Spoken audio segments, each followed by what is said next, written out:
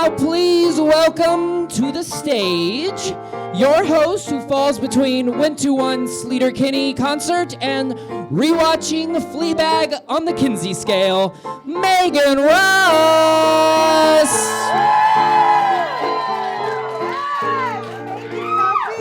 Thank you, Natalie Wright in the It's Just Her band. Give it up. Welcome to the 50th episode and Pride celebration of that time of the month. Yes. Our show is hosted by a woman and featuring an all LGBTQ plus lineup, which means 3 out of 4 of them have been called brave by an aunt who just started watching Drag Race and doesn't know the difference. It's all the same to her. This is a very special episode. We're celebrating 1 week before the Austin Pride Parade. I'm excited about that.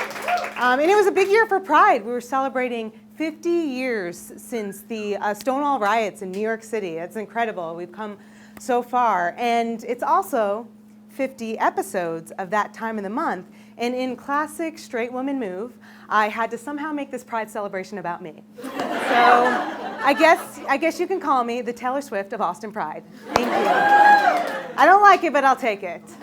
But Global Pride was this past June. Did you guys also celebrate in June? It's a good time. That's the real Pride. I'm sorry, Austin.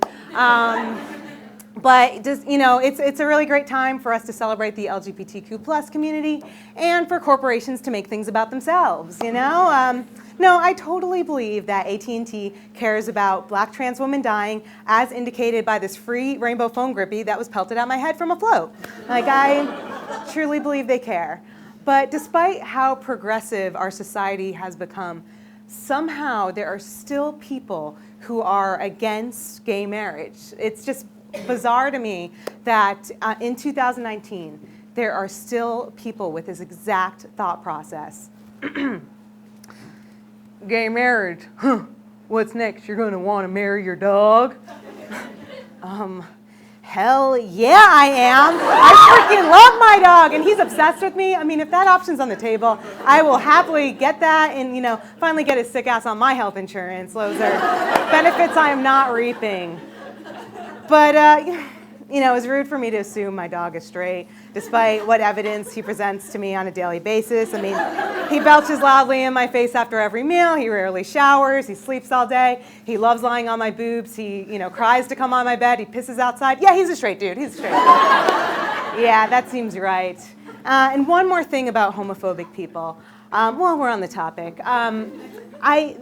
These people also make the argument that why they're against queer relationships is that they think it's unnatural. Even our own Senator Ted Cruz will make that argument, and it's like, I think your face is unnatural if you're asking me, but they use this, excuse, yet these same people will go to the Idaho, Iowa, ayahuasca, whatever state fair and eat a Twinkie inside a brownie, inside a chocolate chip cookie, inside an Oreo.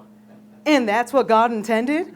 I'm sorry, Barbara, can you please point out to me which Corinthians passage mentions this Betty Crocker baked good sex romp that you're, trying to get me to eat? Because, Ted Cruz may have a problem with gay, boo. You guys are good. Ted Cruz may have a problem with,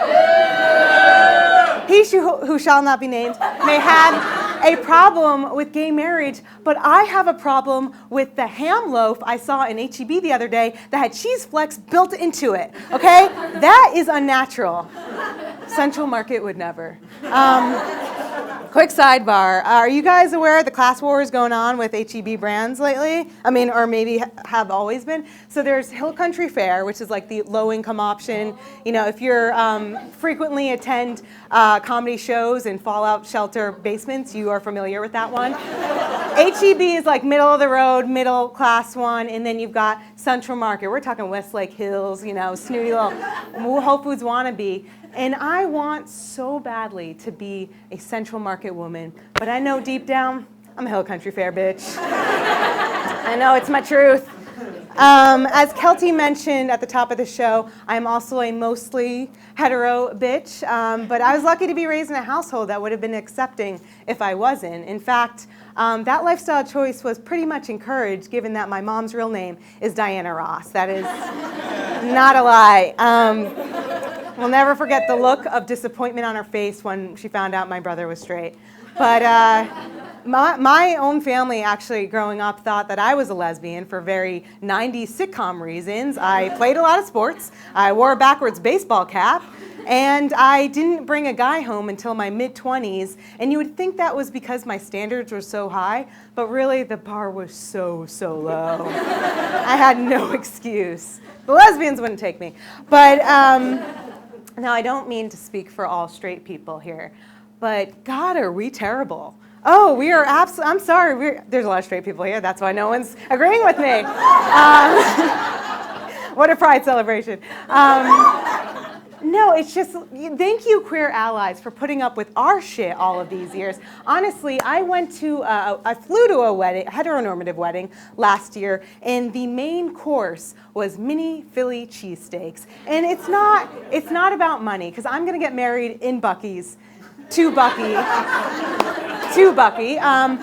But don't make your Nana eat your favorite drunk food that you like stuffing down your gullet with your frat buddy whose nickname is literally cheesesteak. Like, that's inconsiderate. And this may sound controversial, but I think straight marriage should have been illegal all these years. Yeah, I said it.